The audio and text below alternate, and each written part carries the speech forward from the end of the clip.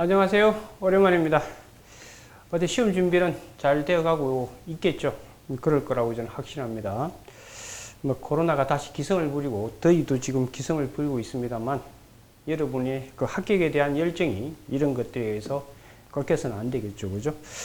자, 오늘부터 이제 며칠간에 걸쳐 가지고 여러분들 내년 대비 경찰 관련 시험 그 출제 이력 약술 특강 강의를 진행하게 될 겁니다.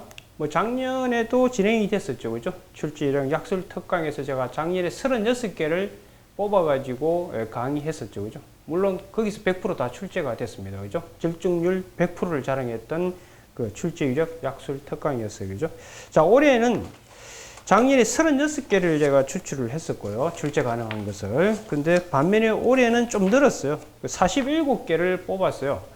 이렇게 뽑은 이유는 여러분 대충 눈치를 챘을겠습니다만 기본적으로 그 행정기본법이 새로 만들어지면서 그 행정기본법을 반영한 행정기본법과 관련되어 있는 주제들을 선정하다 보니까 좀 숫자가 늘었어요.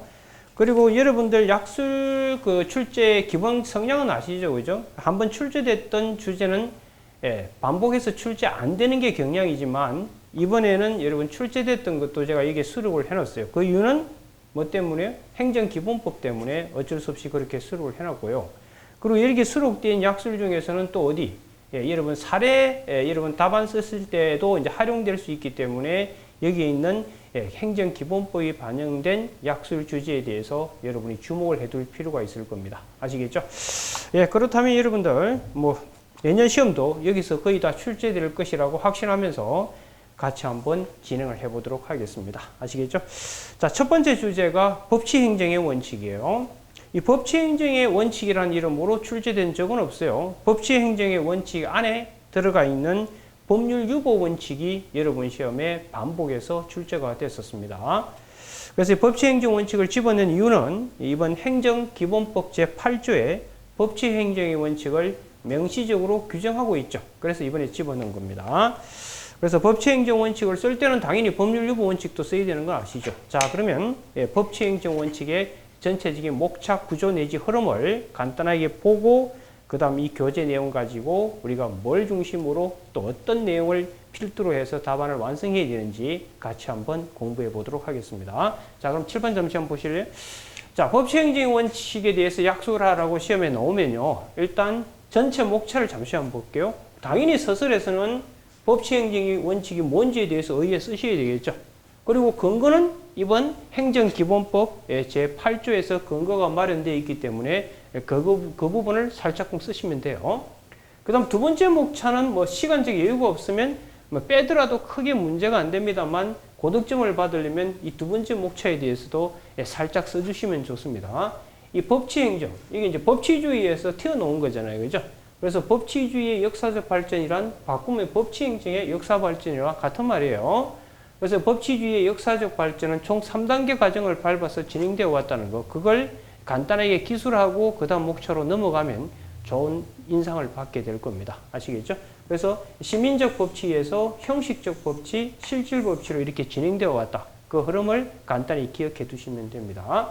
자, 그 다음 두 번째 써야 될 내용은 이제 법치 행정할 때 법치 행정이 뭘로 구성되어 있는가? 아시죠, 여러분들? 세 가지. 이게 오토마이어라는 사람, 행정법의 아버지라고 불리는 독일의 오토마이어가 구성한 거죠. 그래서 법치 행정의 내용은 이 세 가지. 법률의 법규 창조력, 그 다음 법률 우위 원칙, 그 다음 법률 유보의 원칙. 이 중에서 여러분 시험에 반복해서 출제되어 왔던 거, 이제 경찰 관련 시험에서 계속 출제되어 왔던 주제가 바로 법률 유보의 원칙. 요걸 따로 떼가지고 출제를 했었던 거예요. 다만 이제 법치행정 원칙으로 묻게 되면 양을 조절하셔야 되겠죠. 그죠? 그 안에서 쓰셔야 되니까. 그 다음에 이제 네 번째 목차로는요. 항상 제가 여러분들 법치행정하면 기본 강의할 때 우유통 했던 거 기억나시죠? 법률 우위, 법률 유보, 통제, 우유통. 그렇죠? 그래서 우리가 법치가 됐다고 하려면 법대로 안 했을 때 그에 대한 통제 장치가 없다면 법대로 될 수가 없죠. 그래서 통제 장치가 마련되어야 된다. 그 부분을 답안에 쓰셔야 됩니다. 그런데 이 법대로만 할 수 없는 또 제한 내지 예외 현상이 있을 수 있다는 걸 배우셨을 텐데 그 부분을 쓰셔야 돼요. 한계에서. 그래서 원래 법치할 때 저 법은 국회가 만드는 게 기본인데 최근에 행정부에서 법을 많이 만들다 보니까 이 법치 행정이라는 이 기본 취지가 어느 정도 손상받는 거 아닌가 이런 논의가 있고요. 그 다음에 이제 법대로만 하지 않고 행정부가 운신의 폭을 갖게 되는 영역들이 늘어나게 되면요. 그만큼 법에 지배받기가 쉽지 않을 수 있겠죠. 그래서 재량이나 요 판단 여지 요걸 살짝 써주셔야 돼요. 그리고 특별권력관계 논의 이미 아시다시피 이것도 이 자체로 따로 출제가 될 수 있죠. 그죠? 그래서 특별권력관계에 대한 논의는 과거 특별권력관계 지배하던 시대는 법이 배제되던 시대가 있었죠. 그런데 오늘날은 법은 적용되되 일반 권력관계에 비해서는 좀 완화될 수 있잖아요. 그렇기 때문에 어느 정도 한계 속에서 우리가 논의할 수 있는 거고요.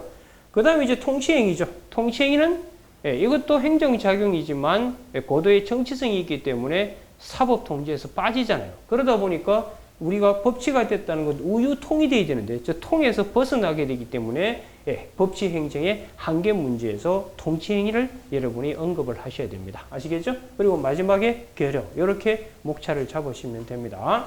그래서 전체적인 목차를 머리에 스크린하실 때 법치 행정 원칙을 약술하라 하면 일단 당연히 서술 파트에서 법치 행정이 뭔지 써야 되는 건 당연하죠. 그런데 이 두 번째 목차는 뭐 고득점 받을 친구는 쓰셔도 되고 뭐 시간적 여유가 없으면 배트리트에서 대시에 큰 지장은 없어요. 다만 법치의 내용, 그 다음 통제, 한계 이 부분은 반드시 답안지에 현출이 되셔야 됩니다. 그렇지 않으면 답안의 체계가 무너지게 되기 때문에 많은 점수를 잃게 될 겁니다. 아시겠죠? 자, 그렇다면 법치행정 원칙의 전체적인 내용을 책을 통해서 같이 한번 보도록 하겠습니다. 자, 그럼 서술에서 자, 의의에서 이제 법치행정 원칙 개념 쓰실 때 그 언더라인 끈 부분이 있죠. 제가 이번에는 언더라인을 다 쳐놨어요. 여러분들이 키워드 중심으로 답안에 현출하시면 되는 거니까요. 그래서 법치행정하면 첫 번째 법의 근거. 이게 바로 법률 유보죠. 그 다음 법에서 정한 범위. 이게 이제 법률 우위죠. 그 다음 한계. 내에서 범위와 한계 이게 바로 법률 우위가 되겠죠. 행사돼야 하고. 그 다음 이제 이 근거 한계를 벗어나서 행정을 했을 때 두 번째 줄에 권익구제. 이게 사법통제가 되겠죠. 행정통제. 이 부분 있죠. 통제. 그렇죠. 기본적으로 이게 개념에 딱 들어가야 돼요. 그 다음에 이제 쓰셔야 될 게 법치행정을 하는 이유는 과거에 주먹으로 행정하던 시대와 달리 법으로 행정을 하게 되면 어떨 경우에 몇 대의 뺨을 맞게 되는 걸 국민이 미리 뭐 할 수 있죠? 예측할 수 있잖아요. 그죠? 그렇게 되면 국민의 기본권이 보장되겠죠. 그래서 법치행정의 원칙의 파트에서 그 두 마디 행정의 예측 가능성 제공, 국민의 기본권 보장.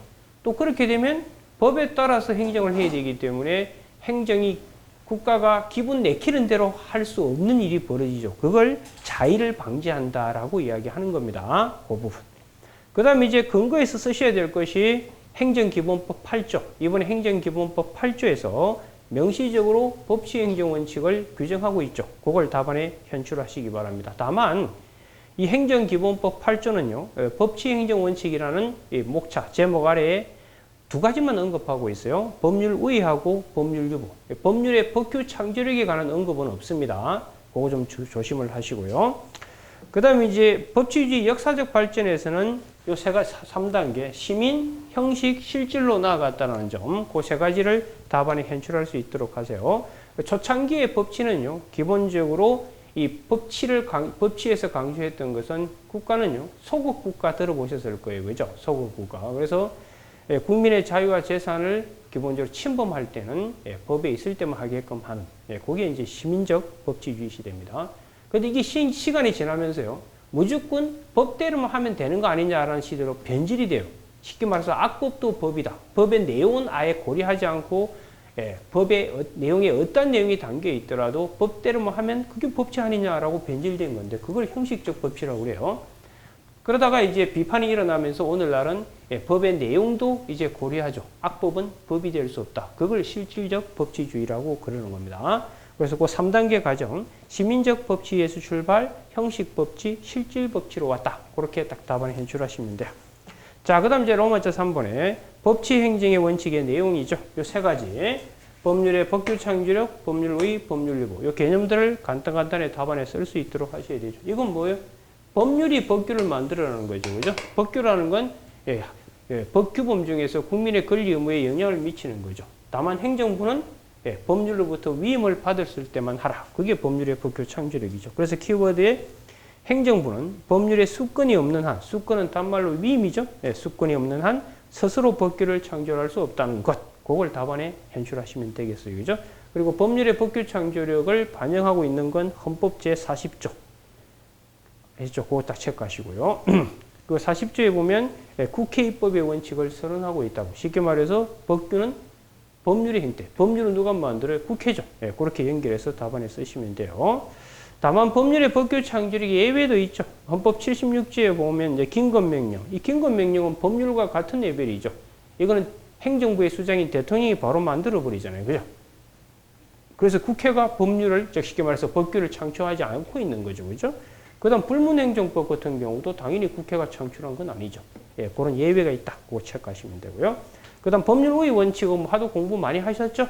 당연히 행정작용은 법에 저촉되거나 위반돼서는 안 된다. 물론 이때 법은 헌법에 합치되는 법. 왜? 실질적 법칙이기 때문에 우리가 법의 내용도 고려한다 이 말은요. 그 법이 국민의 합의하에 만들어진 헌법의 기본적인 헌법 취지와 내용에 부합되는 법률에 의해서 행정해야 된다. 그게 이제 실질적 법칙이잖아요. 그죠? 그걸 답안에 쓰시면 되고요. 그 다음 아시다시피 법률 우위는요, 모든 행정작용에 다 적용되는 거죠. 그걸 답안에 간단히 쓰세요. 그 적용 범위에서 행정의 전 영역에 적용된다. 그거 다 언급하시면 되고. 당연히 위반의 효과, 법률 우위에 반하는 행정작용은 위법이죠. 다만 그 위법에 대해서는요, 그 행정작용의 성질 또는 내용에 따라 다르죠. 만약에 법규명령이나 조례 같은 규범이 만약에 법률에 위반됐다. 그럴 때는 무효가 되는 게 기본이고요. 행정행위는 위법의 정도에 따라서 그죠? 취소 사유나 무효 사유가 되겠죠. 그렇게 되는 이유는 공정력이 있어서 그렇다고 배우셨을 겁니다. 반면에 공법상 계약은 이거는 공정력이 없잖아요. 그러니까 위법이 있으면 아까 법규명령과 마찬가지로 무효만 있게 될 겁니다. 됐죠? 그 다음 세 번째, 이제 법률 유보의 원칙인데, 자, 법률 유보의 원칙은 당연하죠. 기본적으로 많이 공부하셨을 텐데, 따로 또 하나 더 보게 될 거예요. 그래서 일정한 행정작용할 때는 개별법에 근거 있어야 된다. 그게 이제 법률 유보의 원칙이잖아요. 그 근거는요, 이번에 실정법적 근거는 아까 8조에 들어가 있는 것이고요. 그 다음 이론적 근거는 기본적으로 민주주의 원리, 그죠? 즉 국민이 뽑은 국회가 만든 법의 근거하에 행정작용하라. 그러니까 민주주의 원리가 되겠죠. 그리고 법치국가 원리, 기본권 보장 원리 다 좋은 말 들어가 있죠. 그 다음 이제 적용 범위가 문제인데 그동안 법률 유보 적용 범위에 관해서 여러분들 뭐 침해 유보설부터 뭐 전부 유보설, 중요사항 유보설, 권력행정 유보설 쭉 대립이 있잖아요. 이제는 그게 큰 의미가 없어요. 그래서 제가 답안에 현출한 것처럼 이 교재에 현출한 것처럼 기술하시면 돼요. 한번 읽어봅시다. 이 부분은. 과거 침해 유보설, 전부 유보설, 겁부 행정 유보설, 권력 행정 유보설, 중요사항 유보설 등이 대립이 있었으나 행정기본법 제8조는요. 이 중에 다수설과 판례가 취하고 있는 중요사항 유보설을 입법화해버렸어요. 그래서 조문에 뭐라고 되어 있냐면 침익적 영역 플러스 그 밖의 중요 영역. 그리고 침익 영역은 어느 견해에 따라 우리 법률 유보 적용되는 분야라고 배우셨잖아요. 그죠? 그리고 그 밖의 중요 영역에 법률 유보 적용된다라고 행정기본법이 명시를 하고 있습니다. 문제는 그럼 어떤 작용이 중요 영역에 해당하는 작용인지는 그건 케이스 바이 케이스로 접근할 수밖에 없습니다. 그걸 답안에 쓰셔야 돼요. 그래서 다만 어떤 영역이 중요한 영역인지는 그렇죠. 국민의 기본권 보장, 민주주의 요청. 쉽게 말해서 여러분 법률 유보의 적용 범위를 좁히면 좁힐수록 행정부는 자유를 얻어서 탄력적인 행정작용할 수 있겠지만 국민의 입장에서는 어떤 경우에 뺨을 맞을지 예측할 수 없잖아요. 그 두 개의 가치를 저울에 달면서 케이스 바이 케이스로 진행해 간다. 그렇게 염두에 두시고 공부를 하시면 돼요. 그래서 그 구체적 사안별로 판단한다. 우리 헌법재판소는 중요사항 유보 내지 의회 유보설이라는 거 있죠. 그거 살짝만 언급하시면 되겠어요. 위반의 효과는 아까 법률 우위 위반의 효과와 유사하기 때문에 그렇게 따라가시면 됩니다. 자, 그럼 로마자 4번에 행정통제제도의 합리, 우유통이죠, 그죠?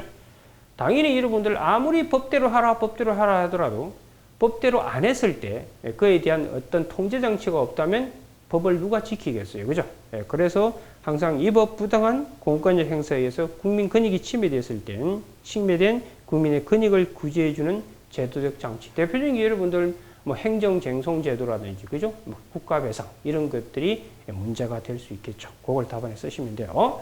자, 이제 법대로 하는 게 기본인데, 경우에 따라서는 일정한 한계가 있을 수 있다는 점을 총 4가지 시각에서 답안에 현출할 수 있도록 하시기 바랍니다.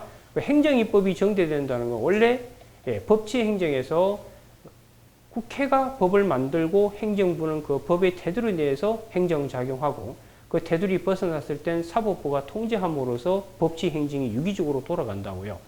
그런데 최근에는 여러분들 그 법으로 규율해야 될 분야가 전문적이고 또 여러분들 뭐 수시로 바뀌는 분야가 많고, 그렇죠? 국가 위기 상황에 대응하기 위해서 행정부가 입법을 많이 만들다 보니 기본적인 법치 행정이 일정한 제약을 받는 것처럼 드러나게 됩니다.